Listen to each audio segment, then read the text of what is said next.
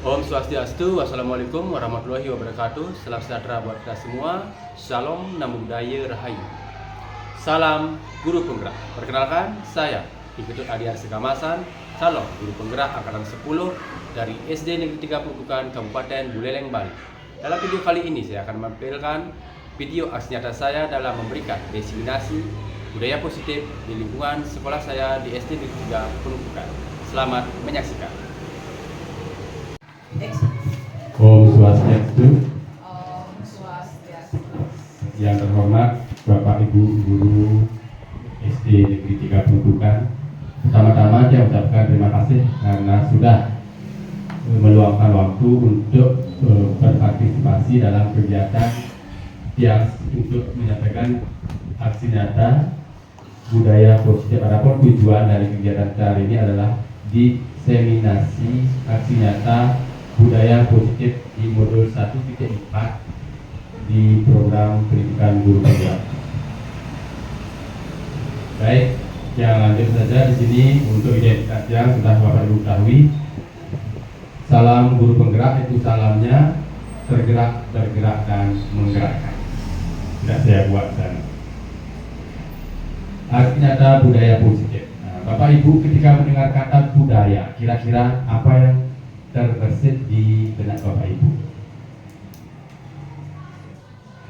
Budaya. Apa itu budaya? Kebiasaan katanya. Ada lagi yang lain? Selain kebiasaan? Ya, apa? Sama, kebiasaan juga. Ya. Budaya. Ada pendapat lain?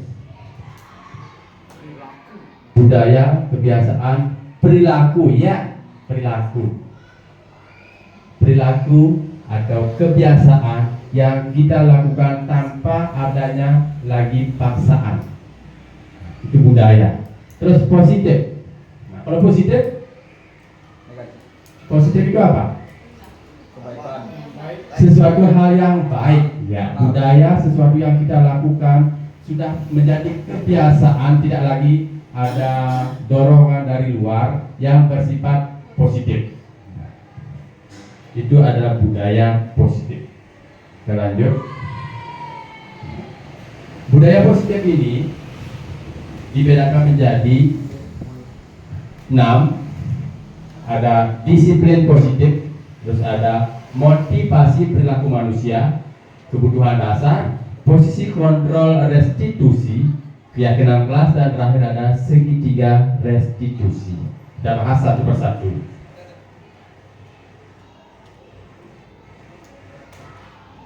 Pertama kita bahas disiplin positif. Disiplin positif merupakan suatu cara penerapan disiplin yang mengajarkan anak bertanggung jawab dan menumbuhkan kesadaran diri berdasarkan nilai-nilai kebajikan.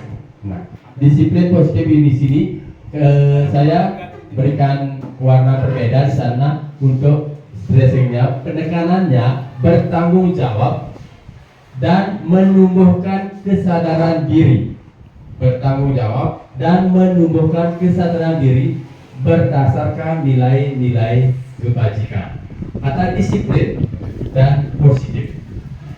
Kita lanjut.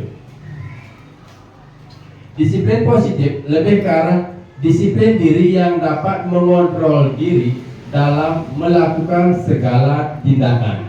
Sana sudah yang warna berbeda. Disiplin diri itu adalah ketika kita bisa mengontrol diri, memanage diri kita dalam melakukan segala tindakan.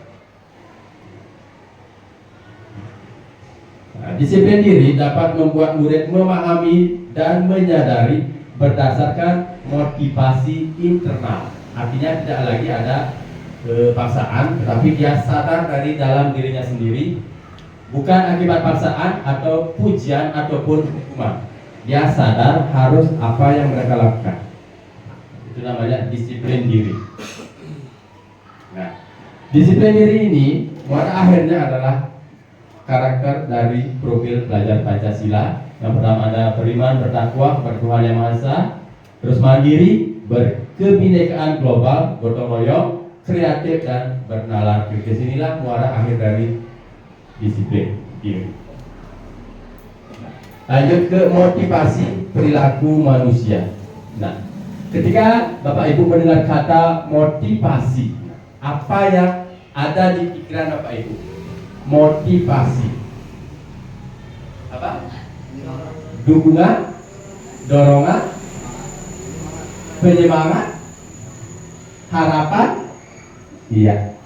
Motivasi perilaku, apa yang mendasari kita sebagai manusia melakukan sesuatu. Apakah ingin adanya pujian? Bisa. Di sana Bapak yang kasih ada gambar piala. Itu mungkin harapannya, motivasinya untuk mendapatkan juara atau hadiah.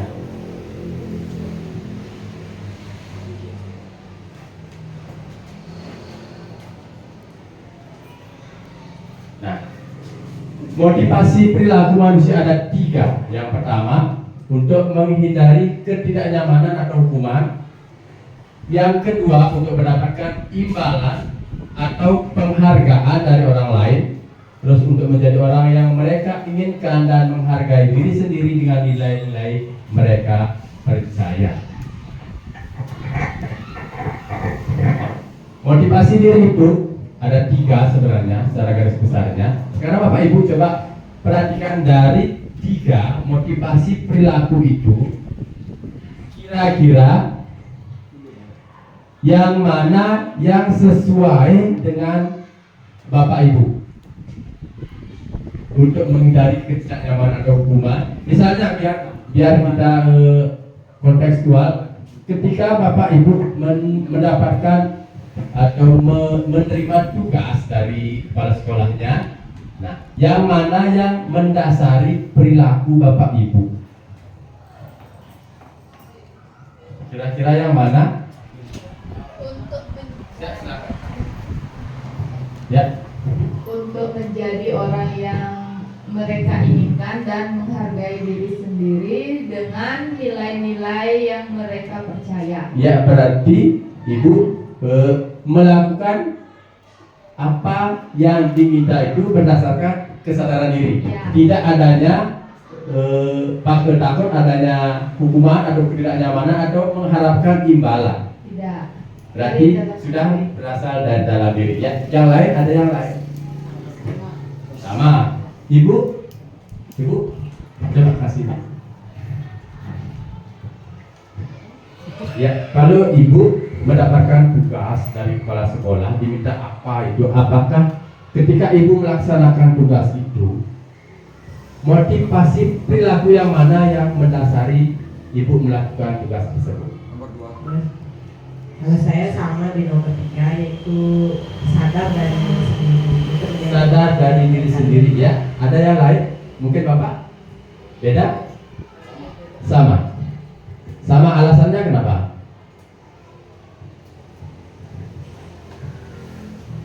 Jawabannya itu nomor 3, untuk menjadi orang yang mereka inginkan dengan menghargai diri sendiri dengan nilai-nilai yang mereka percaya. Iya. Bapak Ibu sudah memberikan tanggapannya. Nah, dari 3 yang di sini, yang 3 motivasi perilaku manusia itu dibedakan menjadi 3 karena menghindari ketidaknyamanan atau hukuman, ingin mendapatkan imbalan atau penghargaan dari orang lain, dan untuk menjadi orang yang mereka inginkan dan menghargai diri sendiri dengan nilai-nilai yang mereka percaya. Bapak Ibu, dari 3 ini, nah dari 3 motivasi ini, kira-kira yang mana yang sudah dari diri, motivasi dari diri atau motivasi intrinsik, tidak lagi dari luar, bukan faktor ekstrinsiknya? Yang mana? Yang terakhir, yang sudah saya kasih tanda panah merah itu adalah motivasi dari dalam diri, bukan lagi dari luar. Kalau yang atas dan tengah itu masih motivasi dari luar. Mudah-mudahan kita semua bisa memotivasi diri kita sesuai dengan keinginan dan menghargai diri, bukan lagi dari faktor eksternal. Nah, kebutuhan lanjut ke poin 3 ada kebutuhan dasar manusia. Kira-kira kebutuhan dasar manusia itu apa? Siapa yang Bapak Ibu mungkin bisa sedikit memberikan gambaran dari pemikiran awal kebutuhan dasar manusia? Ayo, silakan ya. Silakan Pak. Terima kasih atas waktunya.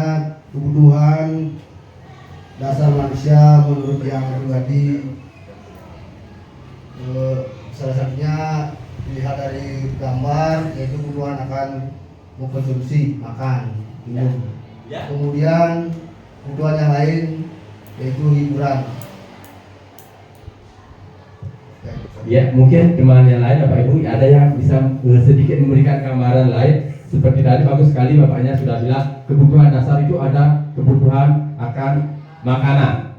Kemudian ada kebutuhan karena dari ilustrasi gambarnya Bapaknya bisa menjelaskan sedikit. Di sini ada bermain, kesenangan. Ya, mungkin Ibunya bisa menambahkan. Baik, terima kasih waktunya. Menurut saya juga sama seperti tadi, kebutuhan makanan juga diperlukan. Itu merupakan kebutuhan dasar manusia. Selain itu hiburan, kemudian ada lagi kasih sayang. Kasih sayang, ya Ibunya menambahkan kasih sayang lagi ya. Kira-kira ada yang lain lagi? Ya Bapaknya? Mau? Ada tambahan lagi? Baik, terima kasih atas waktunya. Kalau menurut saya, kebutuhan yang paling dibutuhkan oleh manusia itu adalah seperti yang kita sudah pelajari, yaitu kebutuhan primer. Yang pertama, makanan sudah pasti.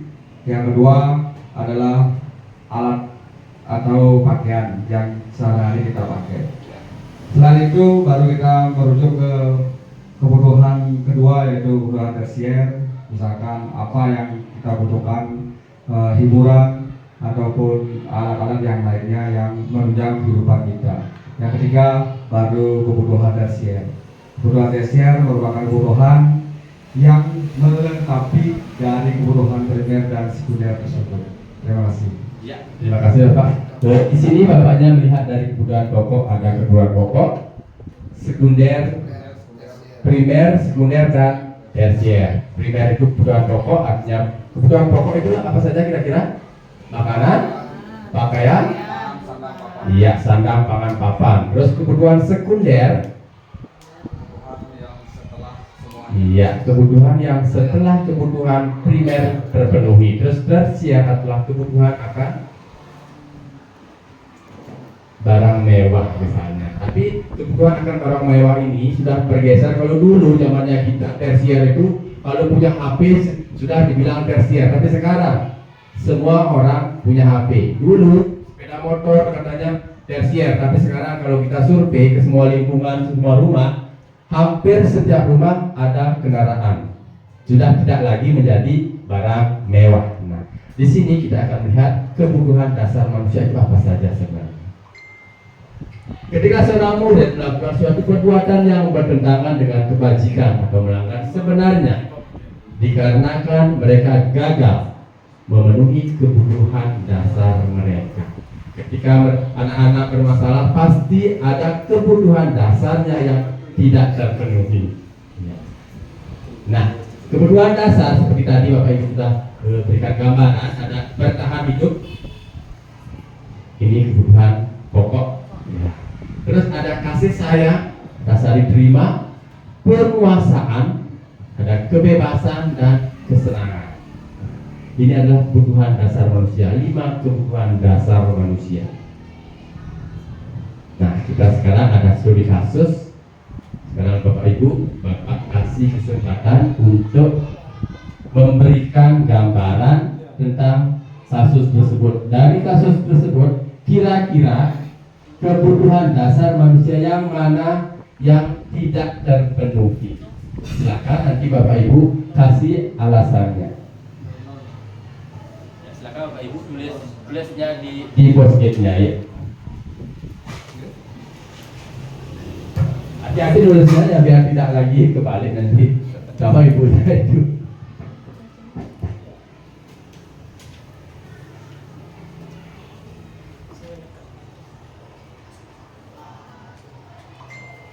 Apa yang pertama? Pak Ketut, guru wali kelas 2, sedang bingung menghadapi ulah salah satu murid di kelasnya koma. Beberapa murid telah mengeluhkan koma yang seringkali meminta bekal makan siang secara paksa kepada murid-murid lainnya. Jika Bapak Ibu menghadapi situasi seperti Pak Ketut, apa yang akan Anda lakukan? Menurut Bapak Ibu, dari 5 kebutuhan dasar manusia, kebutuhan dasar yang mana yang tidak diperoleh oleh koma? Di sini ada 2 pertanyaan. Bagaimana ketika Bapak Ibu menghadapi situasi seperti ini? Apa yang akan Bapak Ibu lakukan? Terus yang kedua pertanyaannya, kira-kira dari 5 kebutuhan dasar pokok manusia itu mana yang tidak terpenuhi untuk pada diri koma? Tidak usah kontek ya, dari pikirannya sendiri. Tidak ada benar salah karena semua bisa terjadi. Mau pakai spidol ini? Oh, sudah semua bawa lagi.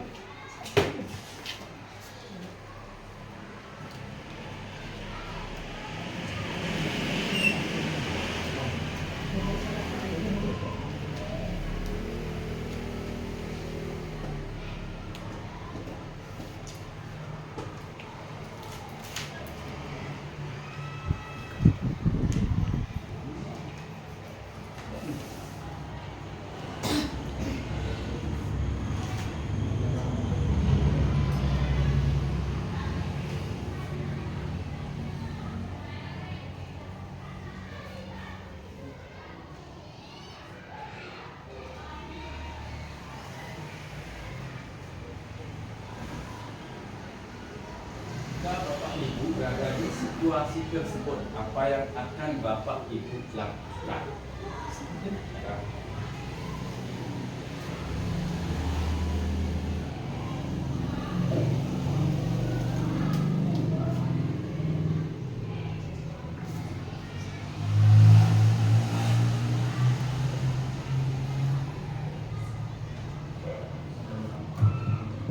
Bapak Ibu kan sudah sebagai guru pastinya pasti pernah menemui hal yang seperti ini. Apa yang kira-kira bisa Bapak Ibu lakukan?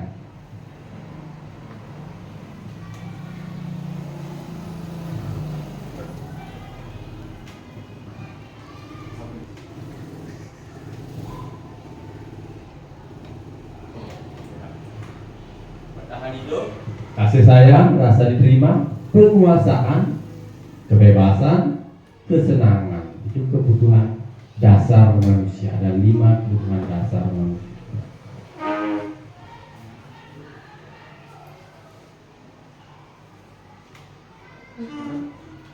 ya.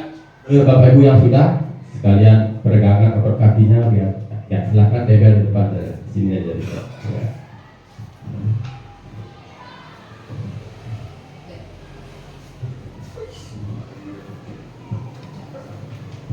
Kalau mau balik,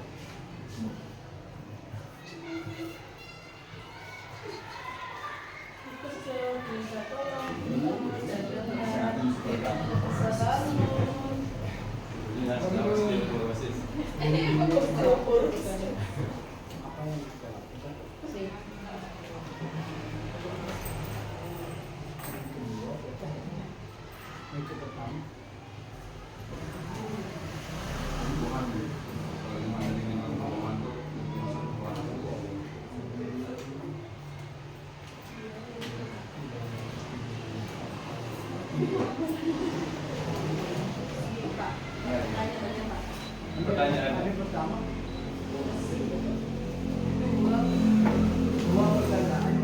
ya, pertanyaan pertama. Pertanyaan pertama, ketika Bapak Ibu menghadapi situasi seperti ini, apa yang akan Bapak Ibu lakukan? Nah, sudah. Kedua, kebutuhan dasar yang mana yang tidak terpenuhi?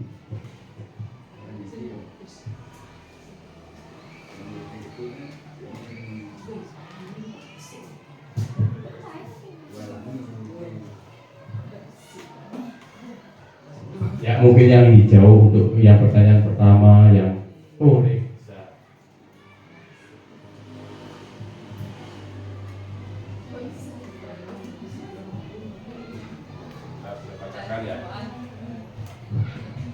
Biar tidak ada yang mencontek, nanti setelah selesai semua baru saya bacakan.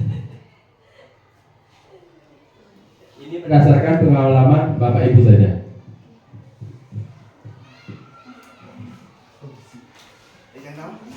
Nggak usah isi nama. Nomor absen.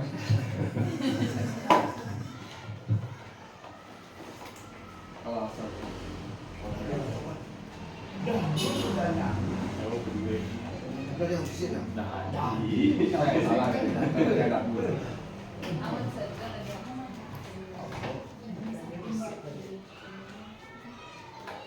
Ada mesti jawaban yang bertanya mau Sudah, saya bacakan dulu apa yang solusi yang mungkin Bapak Ibu berikan. Pada diri Komang, kebutuhan dasar yang kurang pada makanan pokok, ya mungkin maksudnya kebutuhan akan bertahan hidup. Ya, jika mengalami situasi seperti yang dilakukan, ialah membagikan sedikit rezeki buat Komang. Ya, bisa saja kita berikan dia, karena kalau memang benar-benar Komang melakukan itu karena rasa lapar untuk bertahan hidup, bisa kita berbagi, ya. Ya, lanjut. Mencari faktor penyebab yang membuat Komang seperti itu dan mencarikan solusi bersama bersama kepala sekolah serta teman sejawat tentang hal yang dilakukan Komang. Ya, solusinya kita cari bersama, maksudnya kita diskusikan bagaimana caranya. Tapi setelah mengetahui faktor penyebabnya, kebutuhan yang tidak terpenuhi adalah kebutuhan pokok atau bertahan hidup. Dan kasih sayang, ada kasih sayang yang bisa, ya. Tidak ada perang salah, ya. Ini tulisannya harus ekstra saya bacanya ini. Kebutuhan dasar yang tidak diperoleh anak tersebut bertahan hidup, kasih sayang, ya. Kasih sayang juga katanya. Yang kita lakukan adalah mendekati anak tersebut dan menanyakan, misal kenapa, mengapa, ya kita observasi langsung, ya bisa.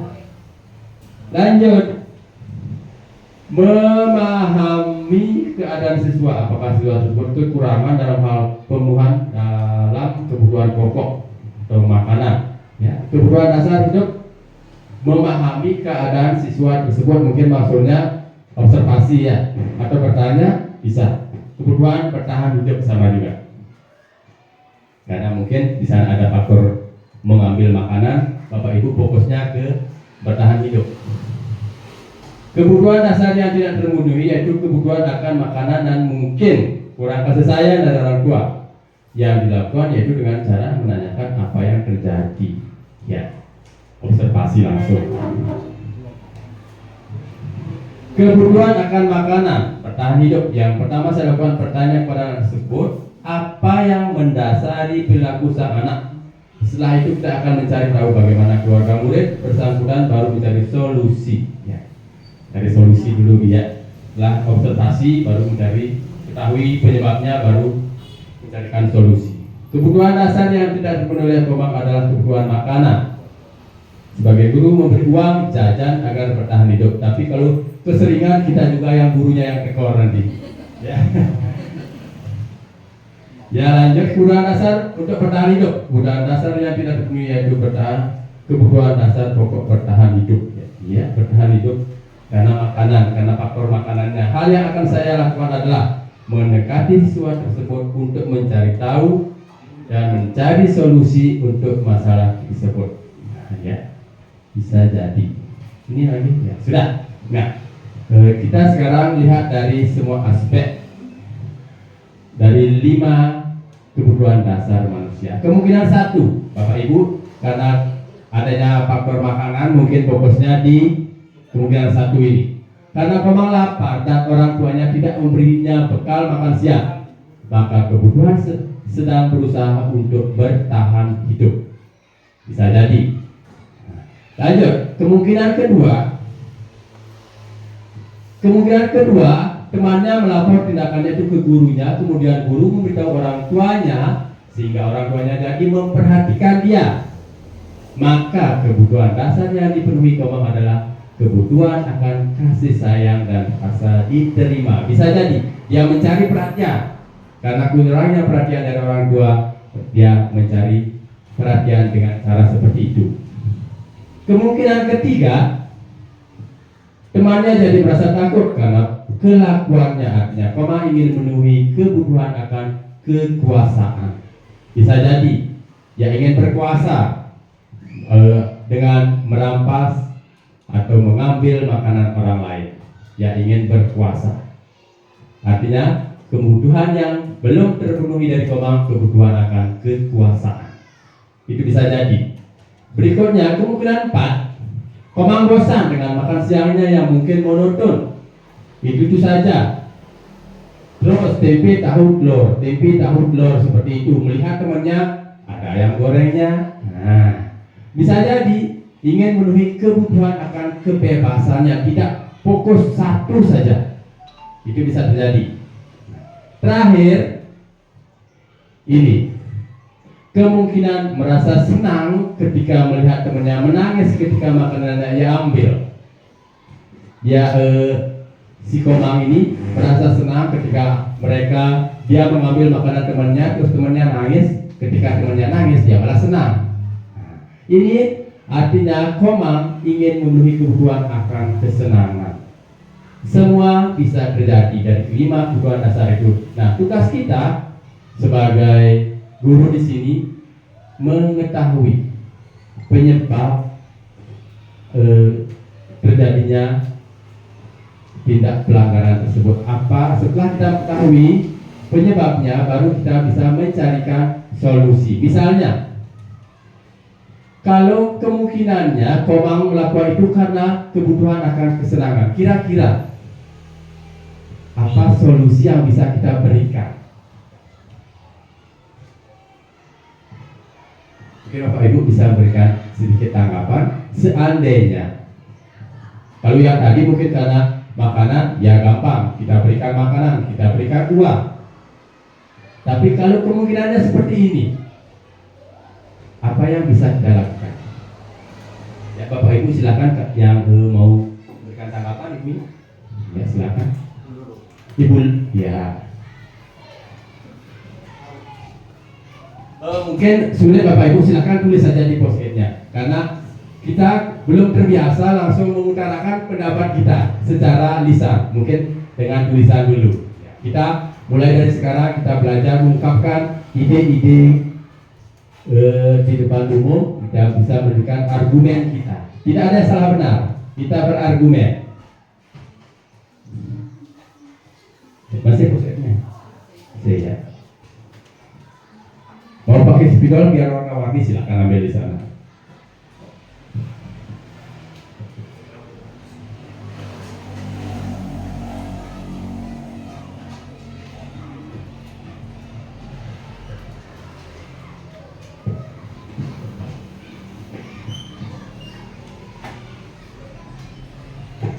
Apa yang mungkin Bapak Ibu lakukan ketika sudah tahu si Komang ini merampas makanan temannya karena dia memenuhi kebutuhan akan kesenangan. Dia senang melihat temannya nangis.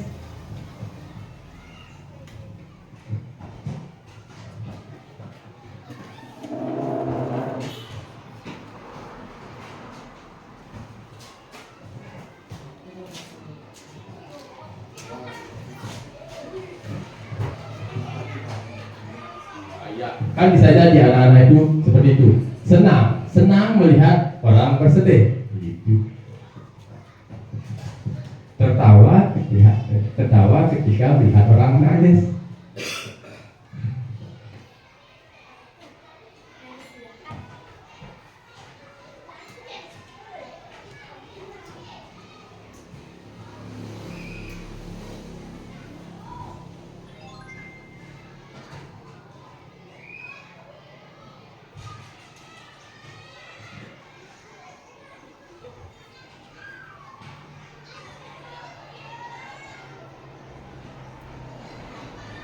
Ternyata ketika kita diberikan kesempatan untuk berargumen, kita sama-sama masih belum terbiasa, sehingga kita lebih lebih senang kalau diberikan kesempatan untuk menulis dulu.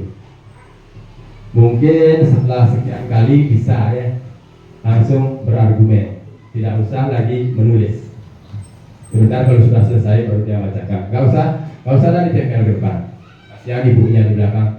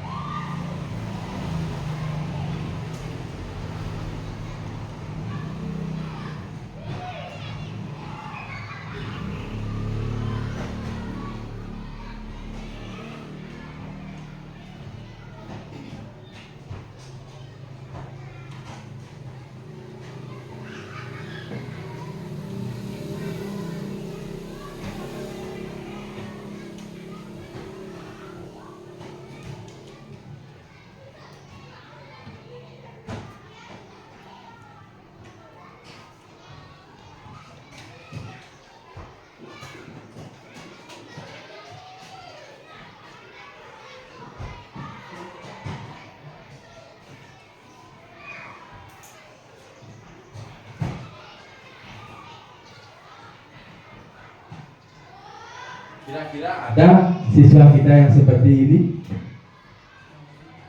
Ya, karena kita belum menggali informasinya. Bisa jadi. Ya.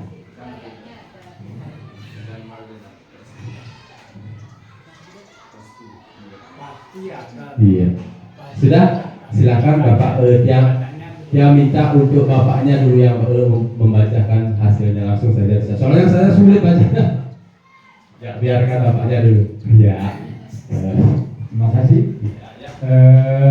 Dari Sanggahan Jam, yang kita lakukan terhadap anak yang berperilaku tersebut atau senang melihat orang lain susah, yang kita lakukan adalah membimbing atau menjemput anak, mendatangi anak tersebut dan memberi arahan, memberi nasihat bahwa perilaku tersebut tidak baik atau dapat merugikan orang lain, sehingga jangan perlu dilakukan dengan baik. Ya, terima kasih Pak. Artinya solusinya kita memberikan bimbingan kepada anaknya. Bisa jadi. Silakan lanjut ibunya. Hidupkan dulu mic-nya, Bu ya. Ya, itu kok. Ya, terima kasih Pak.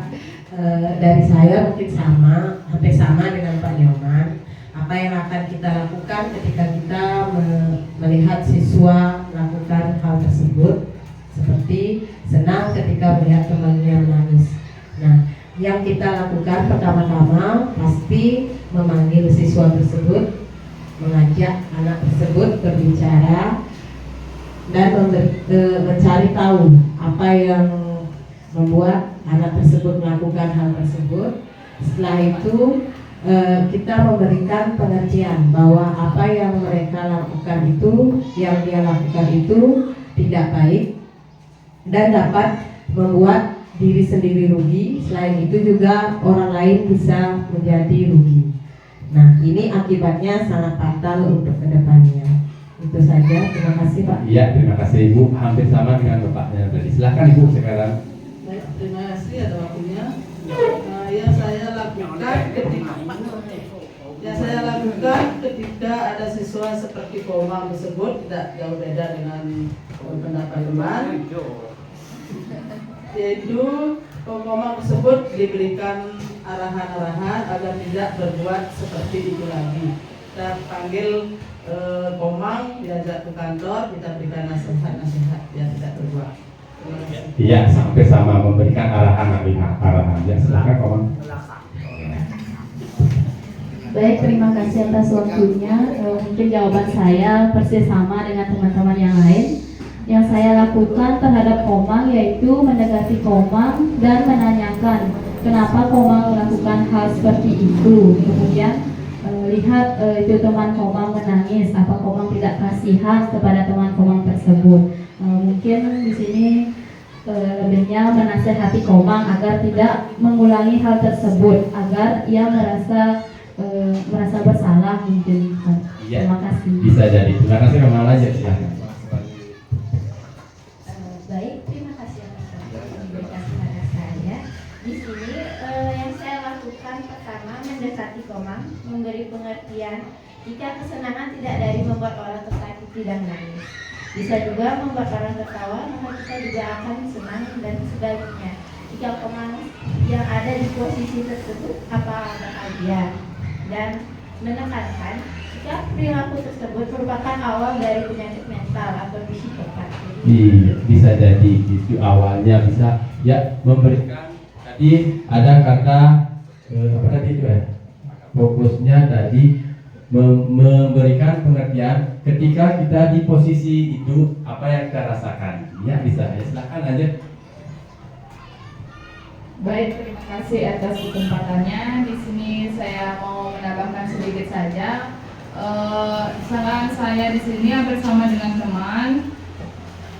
teman-teman yang lain. Yang pertama memanggil si Komang. Apa yang menyebabkan si Komang berbuat seperti ini?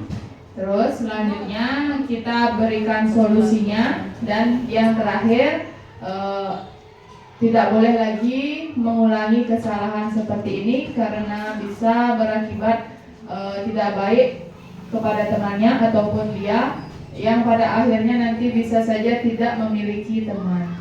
Sekian. Iya, terima kasih Ibu. Di sini pendekatannya dampak dari apa yang dilakukan Komang, ya bisa ke dirinya dia sendiri dan ke orang lain yang sudah menjadi korbannya kalau dalam kata kutip di sini. Silakan, Mbak.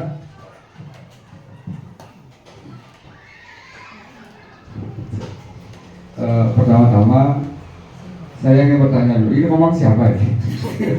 Dari tadi ada Komang kasus saja, studi kasus. Ya, misalnya di kehidupan sekolah kita, di kegiatan kita sehari-hari ini terjadi. Karena tadi ibu yang baju biru sebutnya Komang tersebut. Di samping saya si Komang. Baik, kita kembali ke materi. Menurut saya kita harus memberikan bimbingan yang khusus terhadap Komang, sehingga kita mengetahui apa sebenarnya masalah yang ada dalam dirinya. Kedua, kita harus juga, karena ini kan dia suka melihat temannya, dia suka mengganggu dan mengambil berarti dia memerlukan tenaga. Nah, kita bisa mengarahkan tenaga yang yang dia miliki untuk hal-hal yang lebih positif lagi. Nah, di saat bimbingan tersebut kita tanyakanlah apa sih hobi yang dia sukai. Nah, ketika kita sudah mengetahui hobinya, karena dia memiliki tenaga yang memang lebih besar kemungkinan daripada teman-temannya, karena sudah bisa membuat temannya menangis dan mengambil makanannya juga, berarti dia kan memiliki model kekuatan yang lebih besar daripada teman-temannya. Ketika itu sudah kita ketahui dan hobinya kita sudah ketahui, maka kita bisa mengarahkan Komang ini untuk lebih ke hobinya. Misalkan kalau dia memiliki hobi sepak bola, kita bawalah kesenangan tersebut ke dalam hal positif yang bermain sepak bola. Di sekolah pun kita bisalah mengadakan hal ekstra atau apalagi ekstra itu kan pasti ada. Terus misalkan kalau dia sukanya, nah misalkan sukanya dia itu adalah berkelahi, kalau ini kan mungkin dia kemungkinan besar dia mengarah ke perkelahian juga, karena diambil makanannya temannya bukan akan melawan ya. Nah, karena perkelahian berarti dia memerlukan ekstrakurikuler silat ataupun judo ataupun yang lainnya. Nah, sehingga kesenangan dia untuk melakukan hal tersebut bisalah dibawa ke hal yang positif. Itu menurut Terima kasih Pak. Ini yang garis bawahi mungkin dimaksud di sini diarahkan kesenangannya, ke hobinya, ke hal-hal yang positif. Ya, mengarahkan siswa ke hal yang positif. Silakan Pak. Ya. Terima kasih atas waktunya. Kita ini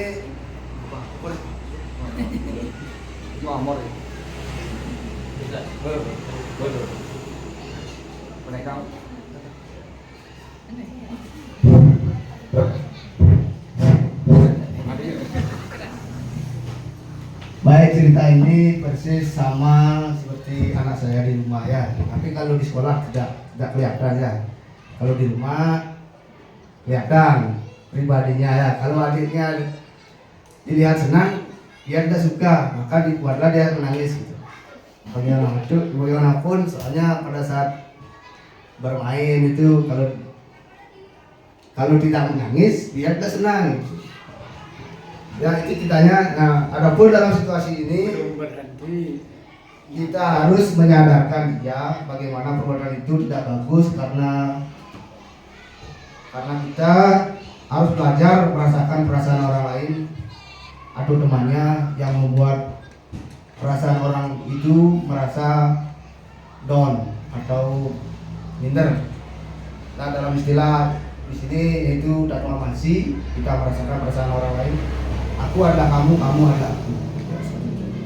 Ya, terima kasih Pak. Ini penekanannya persis seperti Buya tadi tentang memposisikan diri di situasi seperti itu. Datumamasi, kita agama Hindu mengenal datumamasi. Aku adalah kamu, kamu adalah aku. Ya, ya.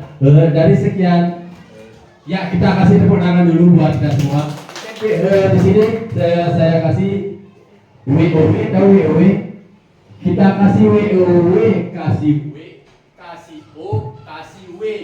Wow, ya karena kita sudah bisa memberikan gambaran sedikit tentang solusi dari kasus ini. Kita kasih WOW dulu, kasih WOW, kasih W, kasih O, kasih W. Wow, ya tepuk tangan dulu. Sambil peregangan otot juga. Ya, kita lanjut. Nah, sekarang kita lanjut ke berdiri berikutnya, yaitu posisi kontrol restitusi. Posisi kontrol restitusi pakai R ya. Nah, di sini ada 5 posisi kontrol kita sebagai seorang guru.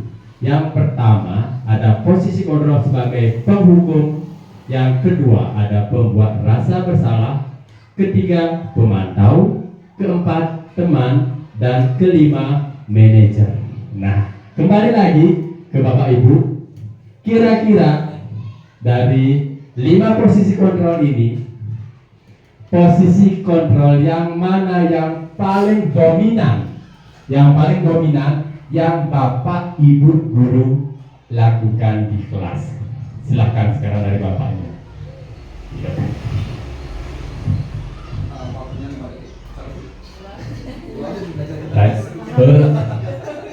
Siapa dulu? Ibu, bapaknya? Iya. Iya. Posisi yang jujur aja, yang dominan bapak ibu ambil dari 5 posisi kontrol ini. Terima kasih atas kesempatannya. Posisi kontrol yang selama ini kita lakukan di sekolah ini, mungkin saya pribadi bapak saja, bukan kurang ya. Secara kalau pribadi yang saya lakukan mungkin sebelumnya semua sudah dilakukan, tapi yang paling sering mungkin selama ini pemantauan ya. Tapi yang paling benar menurut aturan yaitu belum sebentar yang selama dilakukan diberi pemantauan.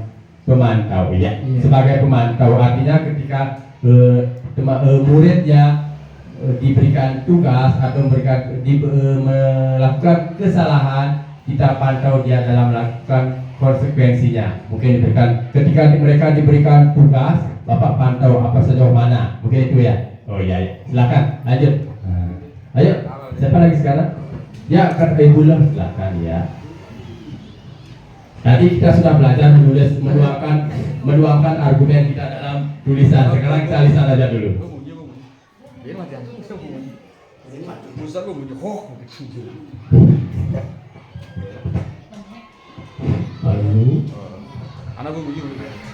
Kalau saya yang sering saya lakukan yaitu di nomor 2, pembuat rasa bersalah. Pembuat rasa bersalah. Contohnya bagaimana Ibu? Contohnya ketika anak itu melakukan tidak membuat PR misalnya. Ya. Nah, saya di sini sering mengajukan pertanyaan kepada anak tersebut, sehingga anak tersebut misalnya kalau kamu tidak buat PR, apa yang akan teman-teman kamu lakukan? Misalnya temannya mungkin akan mengejek, ya itu yang dilakukan temannya. Kemudian temannya sering seperti membandingkan dengan teman yang lainnya. Ya, sehingga mereka siswanya merasa bersalah. Ya, merasa bersalah tidak buat. Mungkin ibunya itu yang dominan. Ya, selama ini silakan aja Ibu.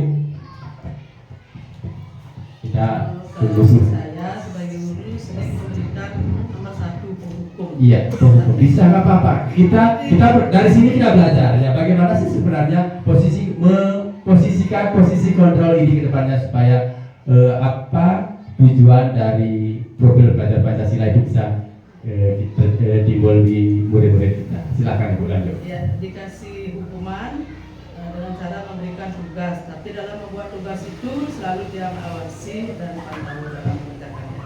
Iya, artinya Ibu mengambil 2 posisi kontrol sekaligus yaitu penghukum dan pemantau. Nah, silakan Om.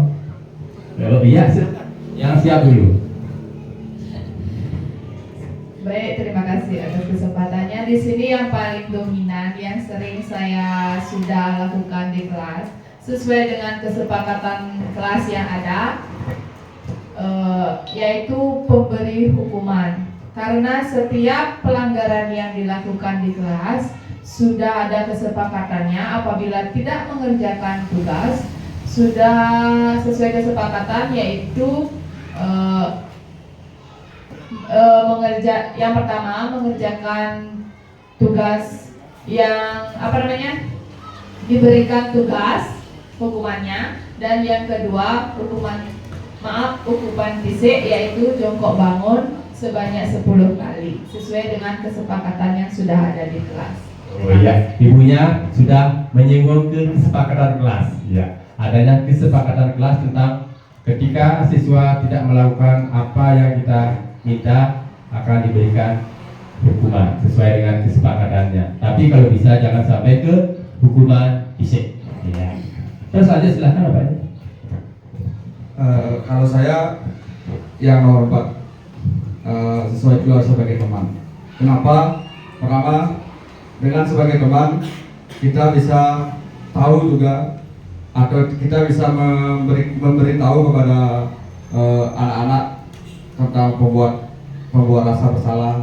Kita juga bisa membuat penghukuman di sana karena sebagai teman kita bisa membuat kesepakatan kelas dengan lebih baik lagi apa yang perlu dia. Terus kita juga sebagai teman bisa memantau anak-anak saat membuat PR atau saat mengerjakan tugas.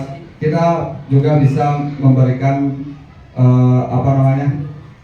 karena kita menganggap dia teman, dia juga akan merasa tidak risih dengan kita, tidak takut dengan kita sebagai guru, sehingga dia mau menceritakan apa yang menjadi masalah-masalah dia saat pembelajaran atau lain sebagainya, bahkan sampai dia bisa curhat masalah hatinya. Begitu menurut. Ya, baik, terima kasih Bapak. Di sini Bapaknya mengambil posisi kontrol sebagai teman. Artinya dengan posisi kita sebagai teman, kita gampang mencari informasi-informasi, muridnya tidak canggung untuk bercerita tentang apa yang mereka hadapi. Ya, silakan. Siapa yang tadi? Oh iya. Mungkin sama dengan yang lain ya.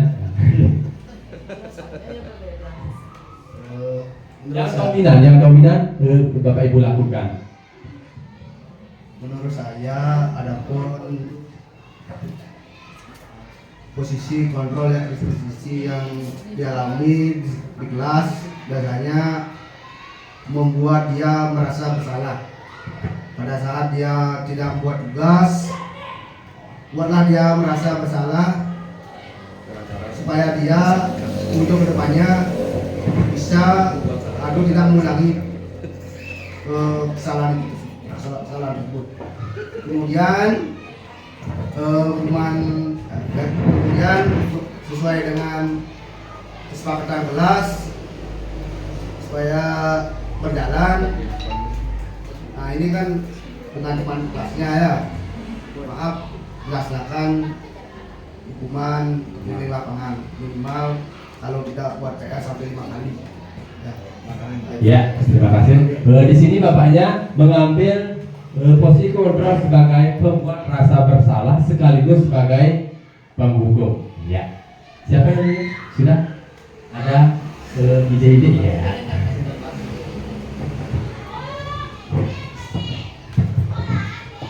Baik, di sini saya mengambil yang paling di kelas itu mengambil posisi teman, karena kalau kita mengambil posisi teman di kelas, maka kita akan lebih rileks dan muridnya itu akan lebih rileks juga, apa yang dalam pembelajaran maupun apa yang membuat mereka faktor-faktor yang membuat mereka tidak fokus terhadap pembelajaran.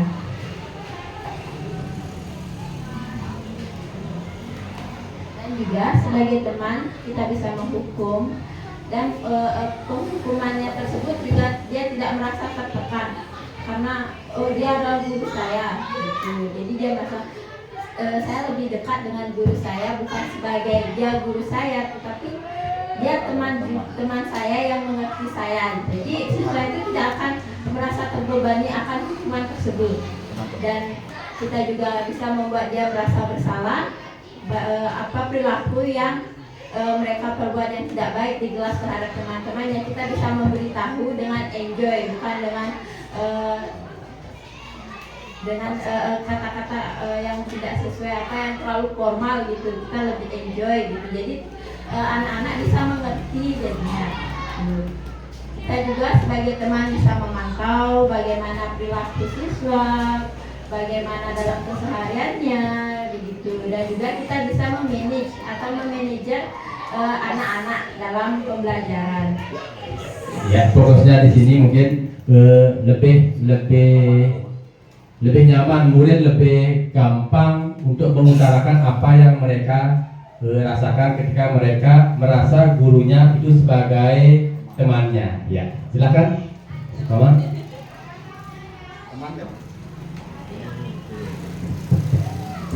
Baik, terima kasih atas waktunya. Posisi kontrol restitusi yang dominan saya lakukan yaitu yang nomor 2, membuat rasa bersalah. Di mana seperti kasus Komang tadi, dengan ngomong kepada siswa tersebut, mengapa kalian melakukan hal tersebut? Apa kalian tidak kasihan kepada teman kalian?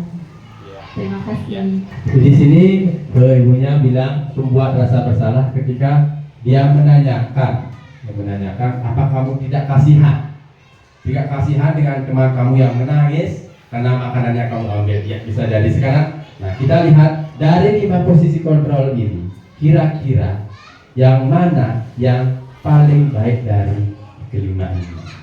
Nah, kita lihat dari posisi kontrolnya, dari identitas penghukum. Di sini penghukum ada guru berbuat, menghardik. Ketika Bapak Ibu menghukum, Bapak Ibu pastinya akan menghardik, menunjuk, menyakiti atau menyindir. Itu yang Bapak Ibu lakukan. Terus ketika itu guru akan berkata, kalau kamu tidak melakukannya, awas, itu sudah menghukum. Terus hasilnya ketika Bapak Ibu melakukan menghukum murid, hasilnya murid akan memberontak, menyalahkan orang lain dan berbohong. Pada akhirnya mereka akan berbohong, menutupi kesalahan dengan menutupi kesalahannya dengan memberikan argumen-argumen yang tidak sesuai. Terus kaitannya dengan dunia berkualitas, murid meletakkan guru di luar dunia berkualitas, gurunya tidak berkualitas. Iya, mereka marah sama gurunya. Terus murid berkata, biarkan saja, nanti juga marah-marah lagi. Setelah mereka dimarahi, mereka tidak akan peduli. Ketika mereka salah, paling marah sebentar, hilanglah. Mereka tidak ada kesadaran diri. Terus dampak pada murid mengulangi kesalahannya, mengulangi dan terus mengulangi. Itu yang akan terjadi ketika kita mengambil posisi kontrol sebagai penghukum. Kemudian untuk membuat rasa bersalah, guru berceramah dan mengatakan, seharusnya anak-anak membuat PR. Kamu tidak kasihan sama ibu, kamu tidak kasihan sama bapak. Bapak harus mengajarkan ini lagi, sehingga mereka merasa bersalah. Nah, itu yang guru buat. Terus guru berkata, kamu seharusnya kamu sudah tahu, ibu lelah mengatakan ini, setiap hari seperti ini, ibu stres, bapak stres, setiap hari seperti ini. Hasilnya sama seperti di penghukum, murid akan menyangka dan berbohong. Ketika sekali bohong akan diikuti oleh kebohongan-kebohongan untuk menutupi kebohongan yang pertama. Berikutnya kaitan dengan dunia berkualitas, murid meletakkan guru di dalam dunia berkualitas. Terus murid berkata, maafkan saya, hanya minta maaf, tidak dari dalam diri, hanya di ucapan saja. Terus muridnya akan merasa rendah diri karena mereka merasa bersalah. Berikutnya di posisi teman, karena guru akan berkata, membuat alasan-alasan untuk muridnya. Terus guru berkata, ayolah lakukan demi ibu, demi bapak. Masa kamu tidak mau? Ingat, tidak ibu pernah bantu kamu. Ketika kita mengambil posisi kontrol sebagai teman, kita akan menganggap dia teman kita, dan muridnya juga akan menganggap guru itu temannya. Ya. Terus hasilnya akan adanya ketergantungan dari murid ke gurunya. Dia akan selalu minta bantuan ke gurunya karena dia menganggap gurunya teman. Tidak lagi ada jarak antara mereka. Terus kaitan dengan dunia berkualitas, murid meletakkan guru di sebagai orang yang sangat penting di dunia berkualitas, sangat penting. Kalau kita sudah menganggap itu penting, artinya kita ketergantungan, tidak bisa lepas dari itu. Terus murid berkata, saya pikir bapak ibu teman saya, ternyata begitu. Ketika kita seperti itu kan, meminta, kenapa kamu belum buat? Karena kita sebagai mengambil posisi sebagai kontrol, mereka akan sedikit kecewa. Padahal kita kok temenan, kok bapak seperti itu jadinya. Ya. Terus dampak pada murid, lemah, tidak mandiri dan ketergantungan seperti tadi. Lemah, tidak mandiri karena dia selalu minta bantuan ke gurunya. Apa-apa pasti minta bantuan, apa-apa minta bantuan, minta solusi. Padahal seharusnya kita mengajarkan anak-anak bisa mandiri. Nah, ketika lanjut ke posisi kontrol berikutnya, pemantau, guru berkata menghitung dan mengukur sudah seberapa yang mereka buat, berapa persen yang sudah dibuatnya. Terus guru berkata, apa peraturannya? Dalam satu tugas ini harus selesai dalam 1 hari, 1 minggu, itu maksudnya. Apa peraturannya? Berikutnya hasilnya menyelesaikan diri bila diawasi. Ketika tidak diawasi, muridnya kembali lagi membuat kesalahan. Berikutnya kaitan dengan dunia berkualitas, murid meletakkan guru peraturan dan hukum di dunia berkualitas. Dia menganggap guru adalah peraturan. Berikutnya murid berkata, berapa banyak bintang yang saya harus peroleh, berapa halaman yang harus saya tulis. Seperti tadi, silakan tulis hukumannya. Ketika mereka melakukan kesalahan, hukumannya kamu menulis ini sebanyak 1 halaman, 2 halaman. Terus ketika kita memantau, dan juga ketika siswanya berhasil, mereka akan bertanya, apa hadiahnya buat saya, apa feedbacknya buat saya. Itu maksudnya. Terus dampak pada murid, menitik beratkan pada sanksi atau hadiah untuk dirinya. Dia fokusnya ke sanksi dan hadiah. Kalau tidak dapat sanksi, kalau ia melakukan dapat hadiah. Kalau tidak dapat, dia akan kecewa. Terus yang terakhir, posisi manajer. Guru berbuat mengajukan pertanyaan-pertanyaan. Artinya dia mengobservasi apa sebenarnya yang terjadi. Terus guru berkata, apa yang kita yakini, apa yang bisa kamu kerjakan untuk memperbaiki masalah ini. Ini hubungannya dengan menanyakan keyakinan. Kita lanjut nanti materi berikutnya. Terus hasilnya menguatkan pribadi siswa. Siswanya tidak lagi ketergantungan pada kita, siswanya tidak lagi berontak, siswanya tidak lagi berbohong, membuat alasan-alasan tentang apa yang mereka buat.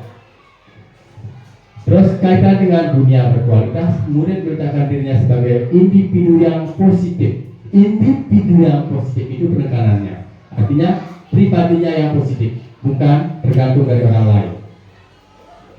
Terus murid berkata, bagaimana caranya saya bisa memperbaiki keadaan? Bagaimana caranya saya? Fokusnya di sana. Bagaimana caranya saya? Artinya mereka mencari solusi sendiri dari permasalahannya. Terus terakhir, dampak pada murid mengevaluasi diri, bagaimana caranya memperbaiki diri. Mereka mengevaluasi apakah yang sudah saya lakukan ini benar, apakah yang sudah saya lakukan itu salah, untuk perbaikan diri selanjutnya. Nah, di antara kelima posisi kontrol tersebut, sebaiknya seorang guru menggunakan posisi kontrol sebagai manajer. Karena tapi kita sekali-kali pasti pernah di posisi penghukum, pembuat rasa bersalah, pemantau, teman. Karena itu tidak bisa kita lepaskan. Karena kadang-kadang kita memang perlu seperti itu. Siswa ketika dia tidak dikasih hukuman, mungkin mereka tidak tahu mereka bersalah. Ketika kita tidak pantau, mereka pastinya tidak akan berbuat apa yang kita harapkan. Nah, lanjut ke keyakinan kelas versus peraturan kelas. Pernah Bapak Ibu mendengar keyakinan kelas? Kira-kira apa bedanya keyakinan kelas dan peraturan kelas? Keyakinan, apa itu keyakinan? Ada yang mau memberikan gambaran tentang keyakinan?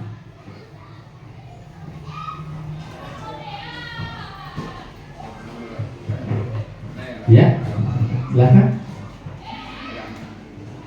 Gak usah pakai ChatGPT. Sepengetahuan Bapak saja.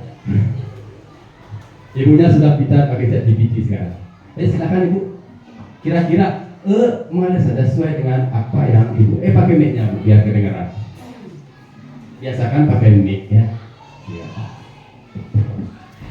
Menurut saya kalau keyakinan kelas itu beda dengan peraturan kelas.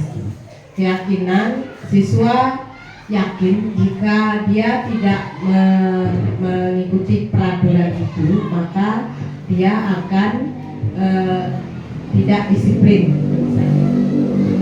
Kalau peraturan itu harus dilakukan. Jika tidak dilakukan, berarti dia akan dapat hukuman. Ya, ada hukuman tadi ya. Ada yang lain? Ada Pak? Kira-kira ada sedikit gambaran tentang keyakinan dan peraturan. Keyakinan, ketika kita menerangkan keyakinan, apa yang terbesit di pikiran Bapak Ibu? Terima kasih. Hampir mirip dengan jawaban Bu Puri tadi. Keyakinan adalah sesuatu yang harus dilakukan. Nah, di sini saya menambahkan keyakinan itu sesuatu yang harus dilakukan dengan tulus ikhlas, tanpa ada paksaan atau dorongan atau membaca dari aturan itu. Contohnya umpama tiap pagi harus menyapu, itu ada peraturannya. Kalau keyakinan tumbuh dari hati kita sendiri. Tiap hari kalau ke sekolah harus menyapu, membersihkan ruang kelas. Tapi kalau peraturan menempel dulu, kalau tidak ada di tempelan itu kadang-kadang anak tidak melakukan. Umpama di TPS tiap hari Jumat harus mengepel, sedangkan di kelas itu tidak ada mengepel, sehingga nggak ada peraturannya, berarti tidak usah dilakukan. Ya, mungkin hanya itu yang saya sampaikan. Mungkin teman yang lain ada teman yang lain yang mau menanggapi sedikit. Silakan. Nggak ada? Ya, kalau begitu ada? Ya. Titik beratnya tadi kita yang ambil garis benang merahnya istilahnya. Keyakinan kelas kata dasarnya yakin. Artinya dari dalam diri kita sendiri. Sedangkan peraturan itu dominannya ke ekstrinsik. Nah, keyakinan itu kita yang meyakini secara kebenaran itu secara universal. Sedangkan peraturan mungkin saja dibuat dulu tanpa ada persetujuan yang melakukan. Nah, keyakinan kelas berupa pernyataan universal yang dibuat dalam bentuk kalimat positif. Keyakinan kelas tidak dibuat dalam jumlah banyak sehingga mudah diingat dan dipahami oleh semua warga kelas. Keyakinan kelas merupakan suatu yang dapat diterapkan di lingkungan kelas tersebut. Di sini dia sudah kasih bolor merah, universal artinya umum, bisa benar di semua wilayah. Tidak hanya di dalam kelasnya itu saja. Terus bentuknya kalimat positif. Ketika Bapak Ibu membuat misalnya jangan menginjak taman, itu termasuk kalimat positif apa negatif? Negatif karena ada kata jangan. Nah, kita ubah itu nanti ke dalam bentuk kalimat positif. Kira-kira kalimat positifnya itu apa? kami senang kalau dipelihara. Ayo, kira-kira kalimat positif. Jangan menginjak rumput.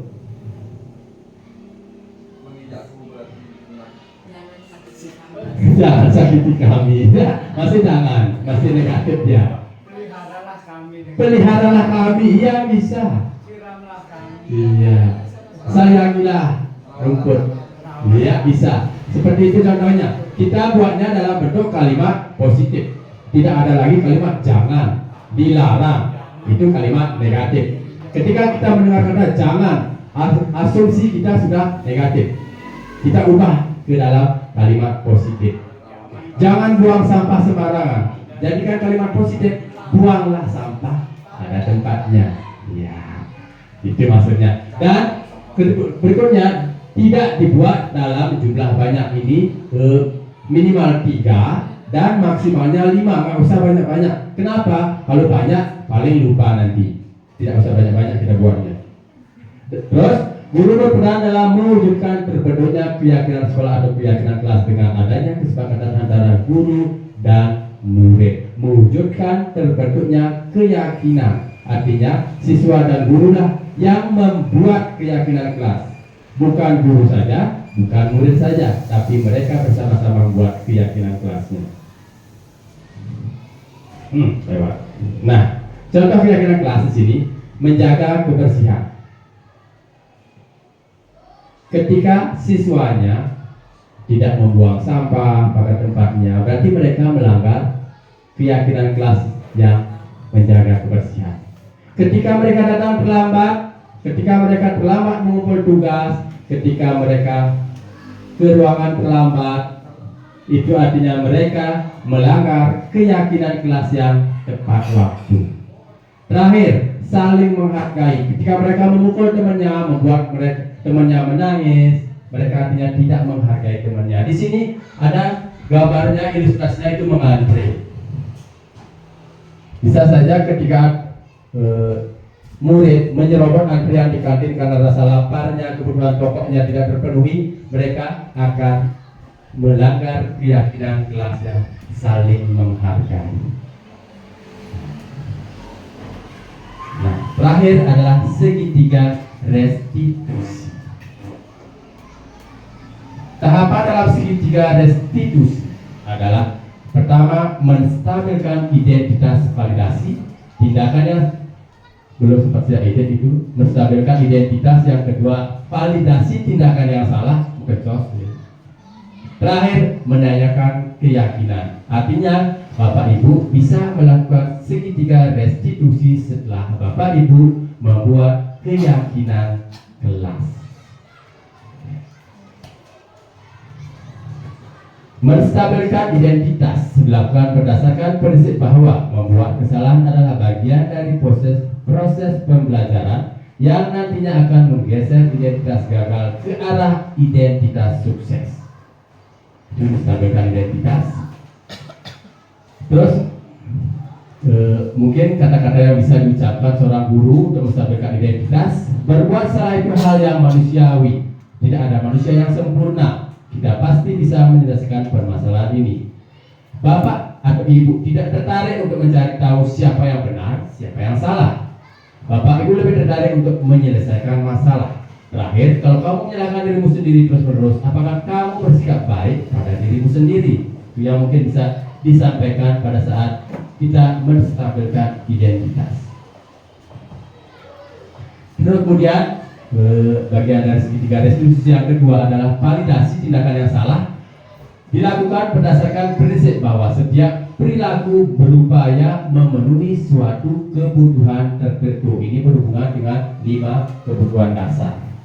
Sehingga guru harus atau orang tua harus bergeser dari pemikiran stimulus respon menjadi proaktif. Dan proaktif menanyakan apa permasalahannya, apa yang dihadapi siswa, menggali informasi yang dari siswa. Validasi tindakan yang salah, saya bisa menyampaikan kamu pasti punya alasan melakukannya. Alasannya apa? Terus apa yang penting buat kamu? Kamu boleh tetap berusaha menjaga sikap itu, tapi tambahkan sikap yang lain yang baru. Maukah kamu belajar cara lain untuk mendapatkan yang kamu butuhkan tanpa harus memukul misalnya? Menanyakan keyakinan.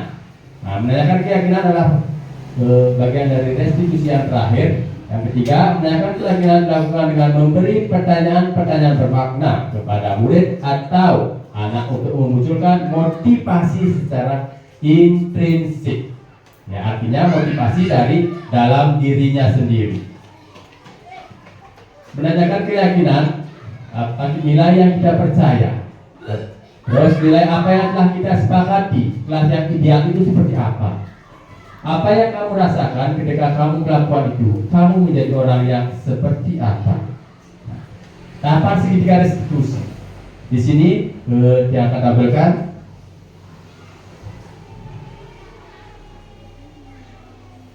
kegiatan segitiga restitusi yang sudah saya lakukan.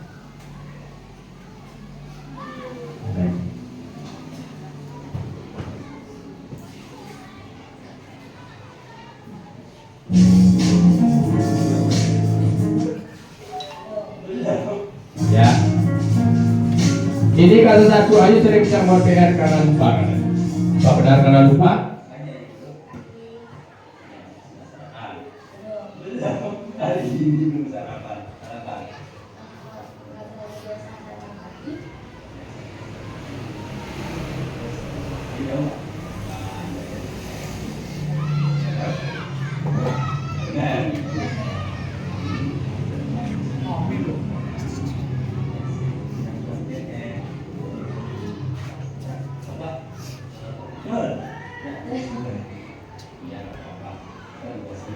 Ini adalah proses pertama dari segitiga restitusi, menstabilkan identitas.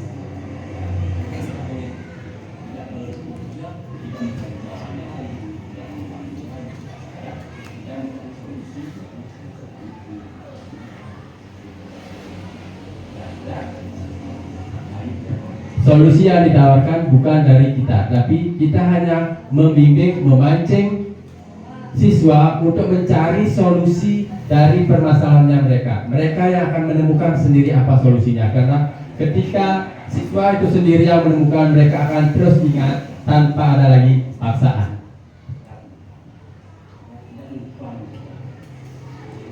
Alasannya karena lupa. Terus bagaimana solusinya supaya tidak lupa?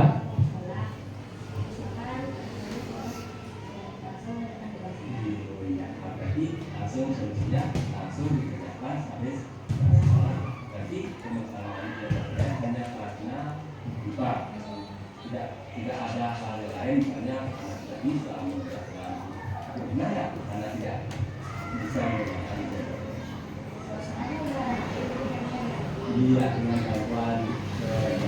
Iya, dia fokusnya karena lupa, memang murni karena lupa. Artinya bagaimana dia? Bukan, bisa jadi anak-anak kita tidak buat PR bukan karena lupa, tapi dia tidak mengerti dengan apa yang mereka harus buat, sehingga mereka punya alasan lupa saja. Ketika seandainya mereka tidak bisa, mereka sudah bilang bisa mencari di Google, YouTube, bisa cari.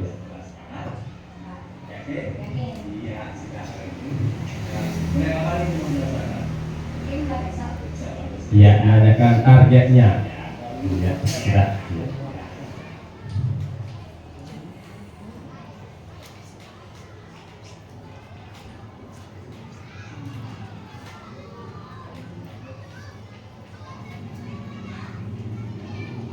Ya, Bapak Ibu, sekian pemaparan diseminasi dari aksi nyata modul 1.4 budaya positif.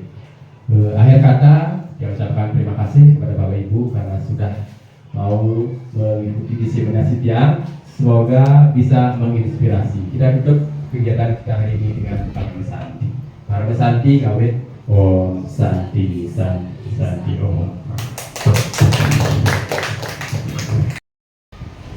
Demikian video aksi nyata diseminasi budaya positif di lingkungan sekolah saya. Semoga bisa menginspirasi dan semakin tergerak, bergerak, dan menggerakkan. Merdeka!